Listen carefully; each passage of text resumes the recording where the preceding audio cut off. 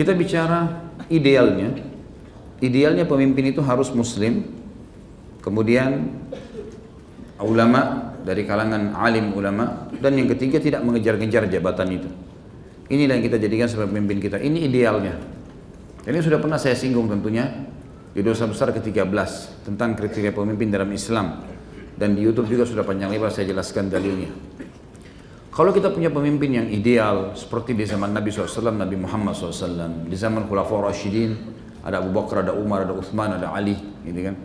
Di zaman juga Umayyah, Abbasiyah, ada beberapa khalifah yang Masya Allah, mereka orang yang takut dengan Allah Subhanahu Wa Taala sehingga mereka berlaku adil dengan masyarakatnya.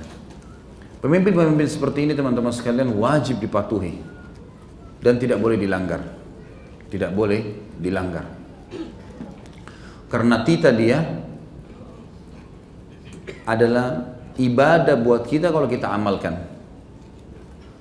Dalam hukum kita di muka bumi ini ada namanya syariatullah, ada kanun wad'i. Syariatullah adalah hukum Allah Subhanahu Wa Taala. Apa saja hukum yang kita tahu hukum Allah itu namanya syariatullah. Ada namanya yang kedua kanun wad'i. Apa itu? Peraturan-peraturan yang diletakkan oleh pemerintah setempat. Kita lihat di sini maslahat dan mudaratnya. Kalau dia bertemu dari sisi maslahat dengan syariat, wajib dipatuhi. Seperti misal adanya rambu-rambu lalu lintas, adanya sekarang mungkin KTP, adanya paspor, adanya ijazah, ya. Ini semua teman-teman sekalian adalah maslahat demi kebaikan, menata tatanan hidup, bagus kan? Di zaman Umar bin Khattab ada dawawin namanya, ada disusun, dibukukan, mulai pertama kali dibukukan masalah keuangan, orang yang masuk Islam, dibuat, ada. Dan itu adalah untuk kerapian. Di zaman Nabi SAW tidak ada. Ini bertemu dengan syariat Allah dari sisi maslahat, dan tidak ada sesuatu yang haram. Maka di sini wajib kita ikuti. Kalau kanun wad'i itu tidak sesuai dengan syariat Allah, maka diperincikan lagi oleh para ulama. Dilihat maslahat dan mudaratnya juga. Contoh misal pajak. Pajak peraturan pemerintah. Tapi apakah ini bertemu dengan maslahat di syariat? Tidak jawabannya. Karena tidak ada dalam syariat pajak. Nggak ada maks. Tidak ada pengambilan paksa dari masyarakat. Pajak kan itu dipaksakan tanda kutip. Ini sebenarnya tidak ada dalam syariat. Peraturan kanun wad'i tadi, peraturan pemerintah setempat. Maka dilihat maslahat dan mudaratnya. Kalau seseorang tidak patuhi ternyata berbahaya buat dia, seperti misal bisa ditutup usahanya, misal tidak bisa diperpanjang STNK mobilnya kalau dia nggak bayar pajak, ada mudarat datang kepada dia, di sini dia harus bayar, dia ikut dan dia niatkan sedekah. Ini masuk dalam sabda Nabi SAW, taatilah pemimpin kalian walaupun yang memimpin kalian adalah seorang berkulit hitam dari negeri Habasyah, negeri Ethiopia. Dalam riwayat dikatakan walaupun dia memukul punggungmu mengambil hartamu. Karena ternyata kalau kita menolak malah berbahaya mudaratnya. Maka sudah diikutin, gitu kan? Tapi pada saat peraturan-peraturan tertentu yang diletakkan oleh pemerintah tapi ternyata bertolak belakang dengan syariat Allah, seperti misal peraturan di sekolah tidak boleh perempuan pakai jilbab, misal, nggak bisa sama sekali toleransi masalah ini, harus dipaksa untuk bisa ditolak ini. Kita pakai jilbab tetap, gitu kan? Nggak bisa enggak, karena kalau enggak kita akan melanggar hukum Allah Subhanahu Wa Taala. Kalau tadi masalah pajak itu dia bersifat sedekah yang dipaksakan, tapi kalau sudah sampai buka aurat atau kita dipaksa untuk melakukan perbuatan seperti di zaman Kemal Atatürk di Turki dulu, dipaksa semua perempuan tidak boleh pakai jilbab, dipaksa azan diganti menjadi bahasa Turki, gitu kan? Dipaksa orang-orang tidak boleh sholat di masjid, banyak masjid yang ditutup. Tidak boleh kita patuh ini. Karena ini sudah jelas-jelas berhubungan dengan masalah ibadah kita kepada Allah SWT. Bukan hanya sekedar sedekah yang dipaksakan tadi. Seperti itu merincikannya. Teman-teman sekalian, kalau ada seseorang yang sudah terpilih jadi pemimpin, kita wajib patuh dengannya. Tidak boleh memberontak teman-teman sekalian. Kecuali memang orang ini sudah masuk dalam syarat bolehnya diberontaki. Apa itu syaratnya? Ada hadis Nabi SAW. Kata Nabi SAW, nanti akan datang setelahku pemimpin-pemimpin yang bodoh sekali. Mereka yang tidak pernah mengambil sunnahku, tidak pernah mengambil petunjukku. Kata para sahabat, ya Rasulullah, kalau ada orang begitu kita berontak aja. Misalnya kita berontak, angkat pedang aja. Kata Nabi SAW, tidak boleh. Selama mereka masih membolehkan kalian sholat. Atau dalam riwayat lain, selama mereka masih sholat bersama kalian. Berarti di sini ada syaratnya. Kalau masjid ditutup, nggak boleh ada pengajian. Misal contoh, gitu kan? Maka itu tidak bisa didiamkan. Ingatkan, tidak bisa juga, ya sudah, kita harus memberontak. Karena sudah dilarang sholat. Tapi kalau hanya yang lain-lain saja, mungkin seperti keadaan kita sekarang, tidak ada hubungannya dengan pemberontakan. Karena pemerintah masih menjalankan banyak maslahat-maslahat agama. Bolehnya umat Islam pengajian, masjid boleh ditakmir, izin bangun masjid dibuka, Ramadan diiklankan, Majelis Ulama Indonesia ada, Departemen Agama ada, nikah dengan cara Islam boleh, cerai dengan cara Islam boleh, orang-orang muslim pakai nama-namanya, Al-Quran disebarluaskan. Nah, tidak ada sesuatu yang mendesak kita untuk itu. Karena semua masih boleh, gitu loh. Sampai kata Nabi SAW, kalau kalian dikaruniai oleh Allah pemimpin yang zalim, maka ambillah dari hakmu yang dia kasih.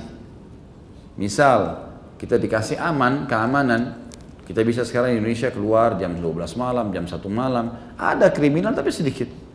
Umumnya aman saja. Kita keluar jam 2 malam, jam 3 malam. Saya berulang-ulang pergi pengajian pada saat subuh misalnya, sebelum subuh keluar, alhamdulillah nggak ada masalah. Kemana-mana, keluar kota, dalam kota, ada tapi sedikit. Dan itu kriminal wajar kalau terjadi. Kalau masih sedikit ya. Karena memang di zaman Nabi SAW juga ada orang berbuat kriminal, ada orang mencuri dipotong tangannya, ada orang berzina dirajam, gitu kan. Tapi kita bicara globalnya. Kata Nabi SAW, ambil yang mereka berikan kepada kalian yang merupakan hak kalian, dan yang belum kalian dapatkan, mintalah kepada Allah. Sesungguhnya kekuasaan orang itu punya batas. Kekuasaan orang itu ada saatnya nanti dia akan selesai dari jabatannya. Tinggal kita berdoa kepada Allah SWT untuk diberikan pemimpin yang lebih baik. Jadi ada poin-poin yang harus digarisbawahi teman-teman sekalian. Di sini disebutkan dosa besar ke-40, kalau dosa besar ke-13 masalah pemimpin yang berkhianat, kita bicara panjang lebar pemimpin di sini kita bicara masalah masyarakatnya, kita-kita ini. Kata Imam Adz-Dzahabi rahimahullah, mengkhianati pemimpin dan lainnya. Allah Subhanahu wa taala menyuruh kita untuk patuh dan menjalankan peraturan-peraturan selama tidak bertolak belakang dengan agama. Di antaranya surah Isra diangkat oleh Imam Adz-Dzahabi ayat 34. A'udzu billahi minasyaitonir rajim wa aufu bil ahd innal ahda kana mas'ula. Penuhilah janji-janji, sesungguhnya janji itu pasti diminta pertanggungjawabannya. Apa janji-janji kita? Janji misalnya menjadi warga negara Indonesia, patuh pada peraturan-peraturan. Buktinya kalau tidak mengikuti maka akan dihukum. Berarti kan ada perjanjian di situ. Selama kita warga Indonesia kita harus patuhi. Nggak boleh kita langgar. Dan al-mu'minuna ala syurutihim, orang mukmin patuh dengan syarat-syaratnya ya. Mereka tidak boleh melanggar itu. Walaupun Anda mengatakan, oh saya tidak pernah berjanji secara khusus Ustaz. Iya, tapi umumnya sudah ada peraturan menjadi warga negara Indonesia. Peraturannya harus begini, harus begini, harus begini, harus punya KTP, harus punya SIM, harus begini, harus begitu, segala macam ya. Ditulis semuanya, ada peraturan-peraturan yang kita tahu. Nah itu harus dipatuhi, tidak boleh dilanggar. Terkecuali di keadaan-keadaan tertentu, misalnya memang pemerintah sendiri yang melonggarkan itu. Contoh, pada saat kita lagi nunggu antri, peraturan pemerintah, peraturan kepolisian tidak boleh langgar garis yang sudah dibuat. Melewati garis yang ada di lampu merah, garis yang sudah dibuat terputus untuk berjalan kaki, berarti melanggar, gitu kan? Tapi pada saat lagi padat, kemudian ada polisi di depan aparat kita, lalu memberikan isyarat, silakan maju karena terlalu padat, disuruh maju ke depan. Berarti ada toleransi dari mereka yang bertanggung jawab. Kita maju ke depan. Kita maju ke depan. Saya kadang-kadang kalau sudah padat sekali saya lihat, memang ada aparat kita yang mau nyuruh maju, suruh maju ke depan. Nah, kita maju ke depan. Karena memang sudah dibolehkan, gitu kan? Mungkin pada saat sholat id, banyak jalan-jalan yang tadinya dilarang, boleh dimasuki, dilewatin. Untuk mempermudah kaum muslimin sholat di tempat-tempat yang memang sudah jadi target sholat id. Nah itu beda. Mungkin pada waktu sholat id, karena orang pada pakai kopiah, orang pada pakai sarung segala, tidak ada peraturan pemerintah pakai helm misalnya. Contoh, misal, maka kita lakukan. Tapi kalau tidak ada, teman-teman sekalian, tidak ada toleransi seperti ini, kayak peraturan sekarang tiap hari kalau keluar harus pakai helm misalnya. Gak boleh antum pakai keluar tidak pakai helm. Kenapa? Harus pakai teman-teman. Dan itu ibadah. Patuh kepada peraturan seperti ini bagian daripada ibadah. Karena dia bertemu secara maslahat dengan hukum syariat Allah. Karena tidak ada alasan kenapa kita harus melanggar teman-teman sekalian. Kenapa harus melanggar? Jadi teman-teman melewatin jalur busway, nggak boleh, jangan lewat. Ini yang biasa lewat-lewatin, nggak boleh. Nggak boleh. Saya pernah subhanallah lewat, ini jalur busway saya di sebelah, memang agak padat. Saya ikutin aja jalur di sebelah. Ada orang di sebelah, motornya ribut sekali, balap lewat jalur busway. Subhanallah di ujung jalur busway sana, saya ketemu juga sama dia. Walaupun ini macet. Ternyata ada busway-nya lagi nunggu turunin penumpang. Dia di belakangnya, nggak bisa lewat. Kita di sini macet sebentar lewat sudah bisa jalan di sana. Kenapa nggak sabar sedikit? Sabarlah. Terlambat Ustaz, baik keluar lebih cepat. Jangan jadikan alasan itu. Contoh saja. Kadang-kadang syaitan menunggangi kita untuk mendapatkan dosa di awal-awal hari kita. Di antaranya seperti itu. Sekali lagi kecuali ada toleransi, memang disuruh lewat karena macet harus lewat. Ada pemadam, ada ambulans, ada apalah, ada peraturan memang toleransi sudah. Dan kita lakukan teman-teman bukan karena masalah kasus pemerintah kita saja, karena ada hukum perintah Allah di sini. Kita disuruh mentaati selama tidak melanggar hukum Allah Subhanahu wa taala. Kemudian dikatakan juga dalam firman Allah yang lain dalam surah Al-Maidah ayat 1, A'udzu billahi minasyaitonir rajim, ya ayyuhalladzina amanu aufu bil 'uqud. Hai orang-orang beriman, patuhilah akad-akad kalian. Jadi masuk akad ini semua kesepakatan kita. Jadi warga negara, jadi pegawai di kantor, jadi mahasiswa, jadi siswa, jadi tetangga, ada rukun tetangga, ya, ada rukun warga di situ. Kita harus ikutin apa peraturan-peraturan yang memang sudah dibakukan. Nggak boleh parkir di pinggir jalan seperti ini akan menghalangi orang. Nggak boleh kita bilang ini depan rumah saya, nggak bisa. Ini maslahat umumnya semua, ikutin. Jangan bentrok teman-teman sekalian. Orang mukmin itu adalah orang yang paling baik. Khairun nasi anfa'uhum linnas. Mereka tidak mau menyusahkan orang lain. Jangan dipaksakan. Sehingga akhirnya kalau mobilnya kena tabrak lalu dia marah. Padahal sebenarnya dia sendiri yang melanggar, itu sudah tidak boleh disepakati oleh warga di situ. Misal contoh. Ya. Sama teman-teman dengan masalah pengajian. Jangan kan antum ke pengajian kemudian malah jadi penyebab orang lain macet, orang lain jadi masalah. Jangan bisa. Kita mau nuntut ilmu.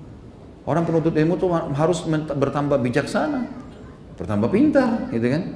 Kalau perlu kita yang membuat orang-orang pada jalan supaya nggak macet, baru kita jalan. Misal contoh, karena ada sebagian di antara kita begitu kan, akhirnya karena pulang pengajian nggak apa-apa, keluar nggak pakai helm, buat masalah, macetin orang. Kenapa harus begini? Kita kan baru keluar dari majelis ilmu. Ilmu akan membuat orang lebih pintar, lebih bijak, gitu kan? Harusnya. Jangan malah kita ugal-ugalan nih. Saya pernah pergi pengajian ke salah satu kota, diundang tablik akbar, saya ke sana. Dikawal oleh ikhwah-ikhwah. Pakai imamah, Masya Allah, rambutnya panjang, dan jenggotnya panjang. Wah, saya bilang ini mungkin begini di zaman Rasulullah dulu ya. Penampilannya gitu. Motornya besar semua, dampingin. Tapi saya lihat kok nggak pakai helm ini. Begitu mampir saya bilang, ikhwani, kenapa antum nggak pakai helm? Ah, mereka pada lihat semua. Rupanya kalau damping pengajian nggak perlu pakai helm. Kenapa nggak pakai helm, akhi? Kalau sampai antum dilihat disorotin oleh orang non muslim, loh itu orang muslim ya. Terus dia pergi ke pengajian, mau kemana? Mau ke masjid, menuju ke masjid, masjid besar, masjid jami. Kita menuju sana. Terus ini ngapain mereka ngawal? Bisa kita minta aparat yang ngawal, ataupun kalau mereka ngawal, mereka pakai yang rapi, nggak melanggar. Imamanya buka dulu pakai helm, tunjukkan kepada orang kita adalah orang yang paling patuh dengan peraturan.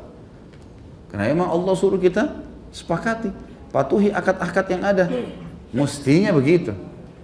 Kita orang yang di saf-saf pertama teman-teman sekalian menetapkan peraturan-peraturan yang bertemu dengan syariat Allah dari sisi maslahat. Kalau itu bertolak belakang dengan maslahat atau malah diharamkan dalam agama, kita punya hak untuk tidak mengikutinya, gitu kan. Tapi tadi saya bilang lihat maslahat dan mudaratnya lagi. Kalau kasus pajak, mudarat kalau kita nggak bayar, baik kita bayar. Tapi kalau kasus misalnya wanita disuruh buka aurat, atau masjid disuruh tutup, atau apalah, nah ini tidak boleh kita patuh, gitu kan. Karena memang kita bisa melakukan perubahan, misal contoh. Juga dikatakan dalam ayat yang lain surah An-Nahl ayat 91, A'udzubillahi minasyaitonirrajim, wa'aufu bi'ahdillahi idza 'ahadtum. Dan tepatilah perjanjian dengan Allah apabila kalian berjanji. Maksudnya adalah, sebagian ulama tafsir mengatakan termasuk janji dengan Allah, taat dengan pemerintah setempat. Dan ada firman Allah Subhanahu wa taala, A'udzubillahi minasyaitonirrajim, ya ayyuhalladzina amanu atiiullaha wa atiiur rasula wa ulil amri minkum. Hai orang beriman, patuhlah pada Allah, patuhlah pada Rasul, dan patuhlah pada pemerintah setempat kalian. Sekali lagi kembali ke kaidah tadi. Kalau bertemu dengan di maslahat kebaikan-kebaikan dengan hukum Allah, wajib kita patuhi, gitu kan? Jadi ini sebuah poin. Nanti kalau ketemu dengan mudaratnya besar, kita lihat lagi tadi sebagaimana sudah saya rincikan contoh-contohnya. Nabi SAW menyebutkan yang hadis yang sudah masyhur tentang masalah orang munafik, dan ini harus jauh sifat ini dari orang-orang beriman. Dalam hadis Bukhari Muslim, arba'un man kunna fihi kana munafikan haqqa. Ada 4 perkara yang kalau menjadi ciri khas seseorang, maka pastikan dia seorang munafik yang tulen. Dalam riwayat yang dikatakan sampai dia meninggalkannya. Man idza haddatsa kadzab, siapapun yang berbicara selalu dusta. Wa idza tumina khan, kalau dia diberikan amanah maka dia berkhianat. Wa idza ahada ghadar, dan kalau dia diberikan amanah, kalau dia berjanji maka dia melanggarnya. Wa idza khasama fajar, bila dia bertengkar maka dia berbuat keji. Saksi bahasan, wa idza ahada ghadar, kalau dia ada kesepakatan maka dia mengkhianatinya. Banyak orang tidak paham masalah itu ya. Dianggap tidak ada kesepakatan dia dengan pemerintah, padahal sebenarnya ada. Karena pemerintah sudah menerapkan hukum-hukum, gitu kan. Kita ikuti peraturan-peraturan itu semampu kita. Kemudian juga dalam hadis riwayat Muslim, kata baginda Nabi SAW, likulli ghadirin liwa'un yawmal qiyamah indastihi yuqal hadhihi gudratu fulan ala wala ghadira a'zamu ghadran min amiri ammah. Setiap orang yang melanggar perjanjian akan memiliki tanda bendera pada hari kiamat, di bokongnya. Orang yang khianat akan ada bendera yang besar keluar dari bokongnya sampai ke atas kepalanya, menjadi syiar, jadi orang-orang pada lihat. Ini adalah pelanggaran perjanjian si fulan. Ditulis di situ perjanjian dia yang dia khianati, baik sama pemerintah, sama atasannya, sama pasangan hidupnya, semua. Ketahuilah, tidak ada pelanggar perjanjian yang lebih besar pelanggarannya daripada melanggar janji terhadap pemimpin umum kaum muslimin. Itu adalah sesuatu yang paling berat. Jadi di sini hadis ini menjelaskan kepada kita, dalam hadis riwayat Imam Muslim ini, kalau ada kesepakatan antara kita sama pemerintah setempat, pasti ada peraturan-peraturan mereka. Kita baca, cari tahu apa peraturannya wilayah ini, saya masuk ke sini apa peraturannya nih. Lalu kemudian kita lihat bertemu nggak dari sisi maslahat dengan hukum Allah. Kalau bertemu wajib kita patuhi. Jadi kita harus tahu dan memilah, gitu kan. Juga dikatakan dalam hadis yang sahih diriwayatkan oleh Imam Bukhari, Nabi SAW bersabda, qala Allah Ta'ala, Allah yang maha tinggi telah berfirman, thalathatun ana khasmuhum yawmal qiyamah, rajulun a'ta bi thumma ghadar, wa rajulun ba'a hurran fa akala thamanah, wa rajulun ista'jara ajiran fastawfa minhu wa lam yu'tihi ajrah. Allah Ta'ala berfirman, 3 golongan manusia aku akan menjadi seteru atau musuh mereka pada hari kiamat. Yang pertama, seorang laki-laki yang memberi sumpahnya dengan menyebut namaku kemudian melanggarnya. Ada orang bilang misalnya, demi Allah saya akan datang, demi Allah saya akan bayar, demi Allah saya akan jujur, lalu dia bohong. Ini orang yang berat ini, Allah musuhi dia hari kiamat. Allah kalau musuhi artinya tidak akan dibantu apa-apa oleh Allah di timbangan amal, bahkan bisa Allah hukum dia makhluknya Allah. Yang kedua, seorang laki-laki yang menjual orang yang merdeka lalu memakan harganya. Orang merdeka nggak boleh dijual, nggak boleh transaksi jual beli. Dan seorang laki-laki yang menyewa seorang pekerja lalu meminta semua haknya darinya, namun dia sendiri tidak memberikan upahnya.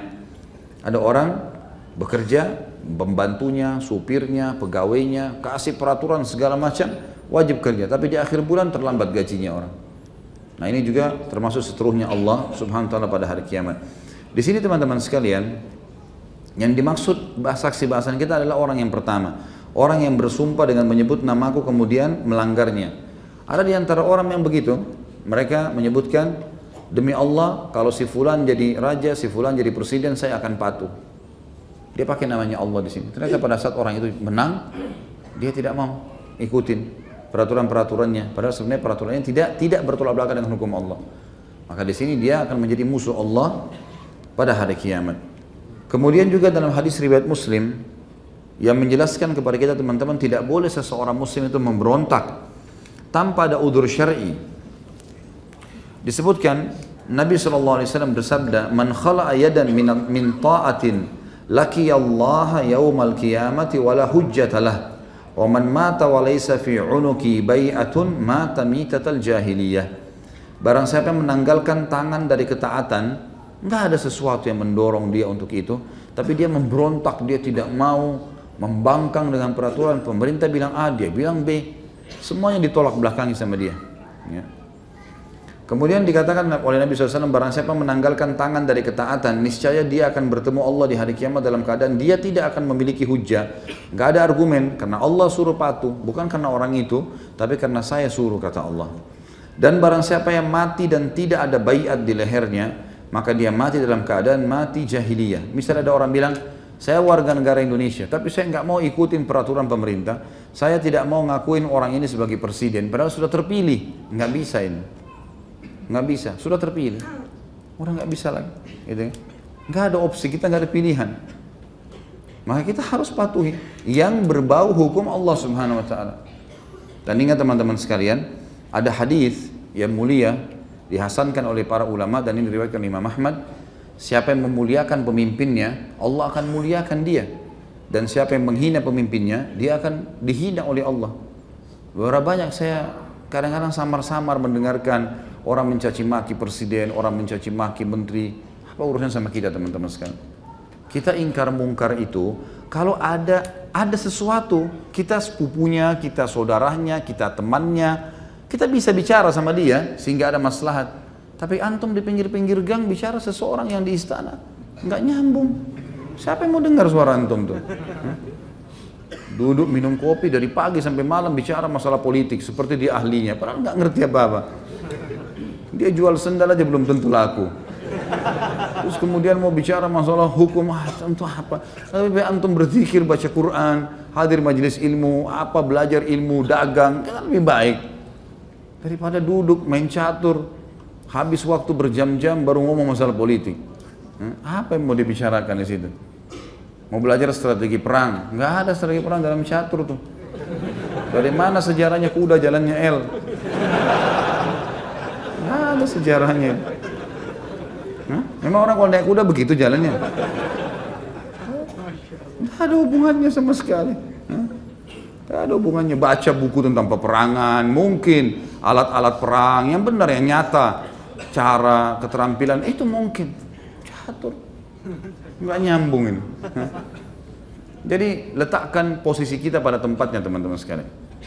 Kalau kita bicara didengar sampai ada manfaatnya, silahkan. Kalau enggak doain, karena doa langsung bisa sampai ke dia. Kalau enggak untuk apa? Enggak ada masalah. Coba pikirin baik-baik, direnungin ya. Jadi bagaimana kita berpikir atau meletakkan diri pada posisi yang lebih tepat. Karena kalau kita mencampuri urusan orang lain, tidak usah kita bicara masalah pemimpin negara. Tetangga kita campuri urusannya, kita mau cari tahu dia pakai baju apa, kita mau cari tahu dia makan apa di rumahnya. Itu sudah cukup menjadi dosa buat kita.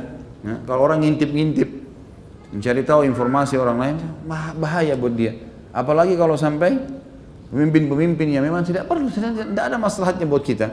Tidak ada sesuatu yang mendukung kita untuk bisa memperbaiki sesuatu di situ ya. Baik, kemudian selanjutnya adalah hadis Nabi SAW diriwayatkan Imam Muslim. Ini semua hadis sahih ya. Tadi itu adalah hadis riwayat Imam Muslim. Yang dimaksud dengan orang yang tidak punya baiat, mati tidak punya baiat, maksudnya dia tidak mengakui pemerintah yang sudah terlanjur dinobatkan. Sudah selesai. Saatnya kalau sudah dipenuhi, sudah terpilih, maka kita harus patuh. Dan itu sudah banyak dalam kisah salaful ummah. Pada saat sudah terpilih mereka lakukan. Kalau belum terpilih, kita masih punya kepentingan-kepentingan, kita masih bisa memperbaiki, alhamdulillah. Itu yang kita lakukan. Makanya dari awal teman-teman sekalian memilih pemimpin harus ada kriteria Islamnya. Dan ini sudah saya jelaskan khusus masalah kriteria pemimpin dalam Islam. Harus yang muslim, harus yang alim ulama, harus yang tidak mengejar jabatan, orang yang membuka rumahnya untuk masyarakatnya. Itu ideal, cari orang seperti ini, minta kepada Allah SWT diberikan kepada kita. Terlebih kata Nabi SAW, kalau tersebar maksiat di tengah-tengah satu komunitas masyarakat, maka Allah akan karunia mereka pemimpin yang zalim. Ini bahaya sekali. Kadang-kadang ada pemimpin zalim datang teman-teman sekalian justru karena kita membiarkan maksiat di antara kita. Menyebar di sana sini masalah-masalah yang kita lakukan. Semua orang di sana sini terbuka auratnya, semua orang membicarakan bergaulan bebas, minuman khamr seperti biasa saja. Wah, luar biasa lah segala macam hal yang tersebar. Ini maksiat kepada pencipta raja yang sebenarnya yang di atas langit sana.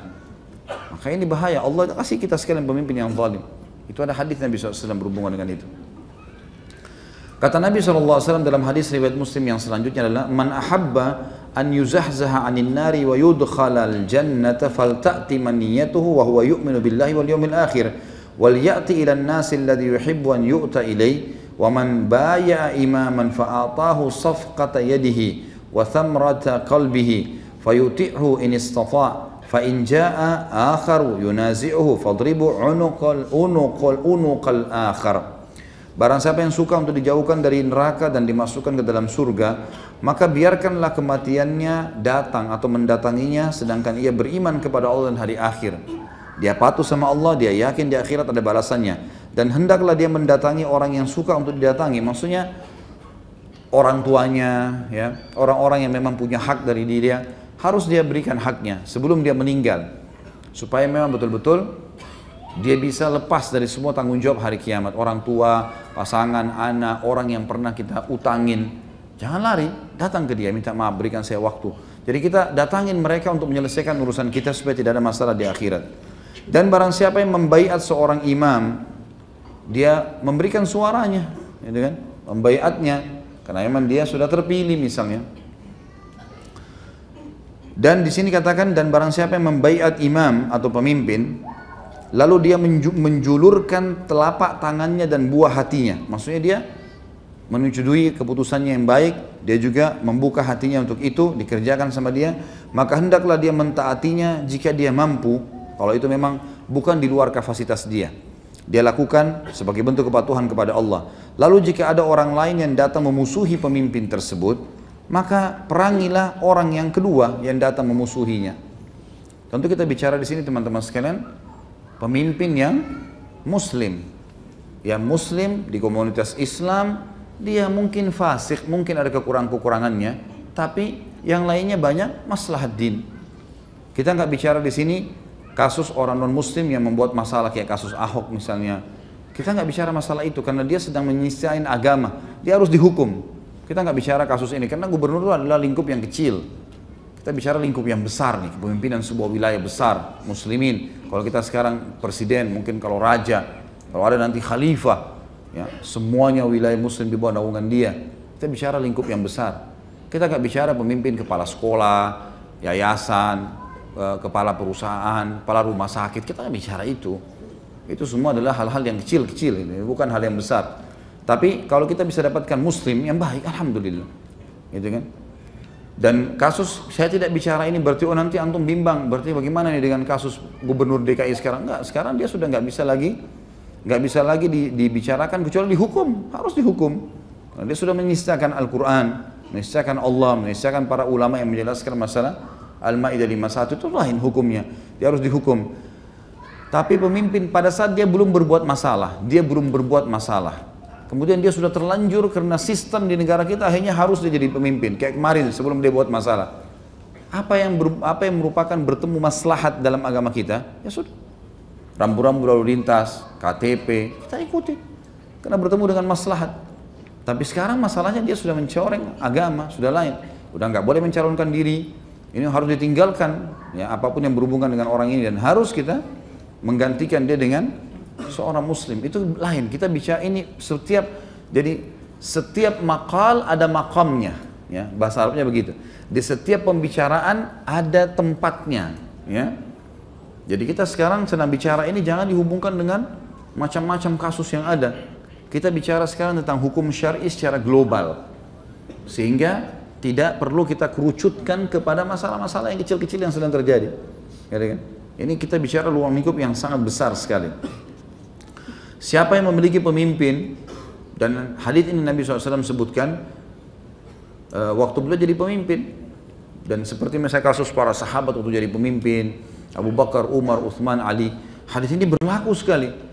Siapa yang melihat seorang pemimpin lalu dia membuka telapak tangannya membaiatnya, sahabat-sahabat atau Abu Bakar jadi khalifah, mereka ulurkan tangannya, saya membaiat anda, saya membaiat anda. Mereka salam, lalu mereka membuka hatinya, mereka mendukung, mendoakan, menasehatin. Ya. Saya lihat misalnya mungkin di negara kita belum dijalankan ya. Kalau ini dijalankan saya yakin luar biasa efeknya. Di khutbah Jumat kita masih jarang sekali mendoakan presiden supaya dapat hidayah, menteri supaya dapat hidayah. Bagi kita kayaknya nggak penting itu, gitu kan? Kalau di Saudi teman-teman sekalian, hampir semua masjid mendoakan raja mereka. Ya Allah berikanlah raja ini petunjuk, ya Allah berikanlah orang-orang sekitarnya supaya menjalankan hukum-hukummu, jadikanlah mereka rahmat bagi hamba-hambamu, ya, memenuhi kebutuhan orang miskin, memenuhi kebutuhan orang susah. Jadi memang mereka doakan itu. Bayangkan kalau setiap Jumat teman-teman sekalian, kalau kita di Jakarta ini saja punya 10.000 masjid, ya, belum kota-kota lain, semuanya berdoa kepada Allah bermunajat. Bagaimana Allah nggak kasih kita pemimpin yang baik atau mengubah keadaannya menjadi baik, gitu kan? Mana lebih baik teman-teman, kita mendoakan orang yang sudah terlanjur ada menjadi lebih baik daripada kita mengganti orang yang belum jelas, gitu kan? Kita bicara sekali lagi pemimpinan global ya. Kita bukan bicara masalah gubernur DKI ini, kita bicara masalah kepemimpinan yang besar, luas. Ada presiden yang sudah naik, kita doain supaya Allah berikan kepada dia keimanan, ketakwaan, keputusannya sesuai dengan Al-Quran dan Sunnah. Bukan mustahil. Kita doakan, dan kalau Allah kabulkan berarti kita akan panen pahalanya. Kata Nabi SAW, siapa yang melapangkan tangannya, membuka dadanya untuk pemimpinnya, semampu dia, dan kalau ada orang yang datang untuk memberontak, maka dia ikut memerangi siapa yang memberontak itu. Ini dianggap orang-orang yang akan nanti di hari kiamat selamat dari neraka dan akan masuk ke dalam surga. Kemudian hadis Nabi SAW yang lain Bukhari Muslim, kata beliau, man ata'ani faqad ata' Allah, wa man asani faqad asallah, wa man yuti'il amira faqad ata'ani, wa man ya'sil amira faqad asani. Barang siapa yang taat kepadaku maka dia telah taat kepada Allah. Dan barang siapa yang membangkang atau bermaksiat kepadaku, Rasulullah SAW bilang jangan, dia kerjakan. Rasulullah mengatakan kerjakan, dia tidak mau kerjakan. Maka dia telah membangkang kepada Allah. Barang siapa yang taat kepada pemimpinnya di wilayah dia, tidak ada masalah dengan hukum Allah di situ, maka dia telah taat kepadaku, kepada Nabi SAW. Dan siapa yang membangkang pada pemimpinnya, dia telah membangkang kepadaku. Hadis ini muttafaqun alaih. Maksudnya sesuai dengan hukum Allah Subhanahu Wa Taala. Tinggal 3 hadis saja teman-teman sekalian. Hadis selanjutnya hadis Bukhari Muslim. Kata baginda Nabi SAW, man kariha min amirihi syai'an falyasbir, fa innahu man kharaja minas sultani shibran mata maitatal jahiliyah. Barang siapa yang membenci sesuatu dari pemimpinnya, mungkin penampilannya, mungkin kata-katanya, tapi tidak sampai melanggar agama ya. Bukan kayak kasus tadi menghina Al-Quran, tidak sesuatu. Jadi hanya karena kita tidak suka lihat fisiknya, atau tidak suka lihat warna kulitnya, atau tidak suka lihat rambutnya, atau tidak suka lihat omongannya mungkin kurang tertata rapi dan seterusnya. Kata Nabi SAW, siapa yang melihat atau membenci sesuatu yang dia tidak suka dari pemimpinnya, maka hendaklah dia bersabar. Sabar aja. Karena barang siapa yang keluar dari ketaatan kepada pemimpin yang berkuasa sejauh 1 jengkal saja, maka dia kalau dia mati dalam keadaan jahiliyah. Artinya berdosa gitu. Juga hadis yang sahih, kata Nabi SAW, man kharaja minal jama'ati qaida shibrin faqad khala'a ribqatal islam min unuki. Barang siapa yang sengaja keluar dari jamaah kaum muslimin sejauh sejengkal, ada pemimpinnya, ada peraturannya, tidak melanggar hukum Allah di situ, dia sengaja keluar, maka dia telah menanggalkan ikatan Islam dari lehernya. Artinya ada ancaman di sini. Kata Imam Adzabi penutup adalah, dan kejahatan apa yang lebih besar daripada anda membaiat seorang laki-laki kemudian anda tidak mentaatinya, membatalkan janji, memeranginya dengan senjata anda, atau membiarkannya dibunuh oleh orang lain. Kemudian kata Nabi SAW dalam hadis penutup bahasan kita, man hamala alaina silaha falaysa minna.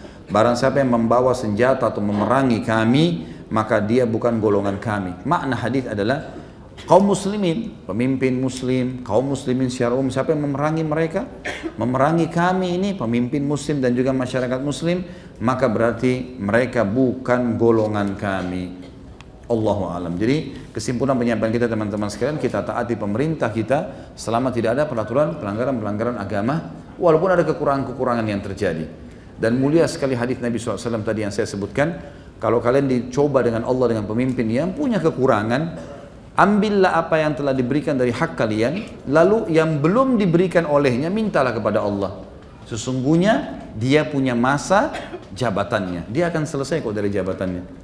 Juga statement Ali bin Abi Thalib yang bijaksana mengatakan harus ada pemimpin dalam Islam, baik dipimpin oleh orang mukmin atau orang fasik. Orang mukmin berarti apa? Menjalankan kelima rukun Islam, mengimani keenam rukun iman.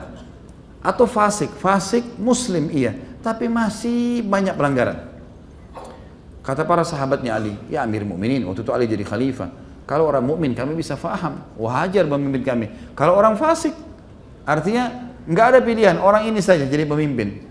Baik itu karena keturunan sistem kerajaan misalnya, atau mungkin sistem suku, ya, atau mungkin sekarang sistemnya dipilih siapa yang paling banyak suaranya misalnya. Tapi dia muslim, cuma punya kekurangan. Bagaimana kami bisa paham kalau kami harus patuh dengan pemimpin seperti itu? Kata Ali apa? Radhiyallahu anhu, bijaksana sekali. Kata Ali, karena dengan dia jalan-jalan tetap aman, tetap bisa jalan, tetap bisa pergi, tetap ini, tetap itu. Pendapatan negara ada roda kehidupan bisa didapatkan, dan seorang muslim bisa ibadah di rumahnya sampai dia meninggal dan bertemu dengan Allah, gitu kan?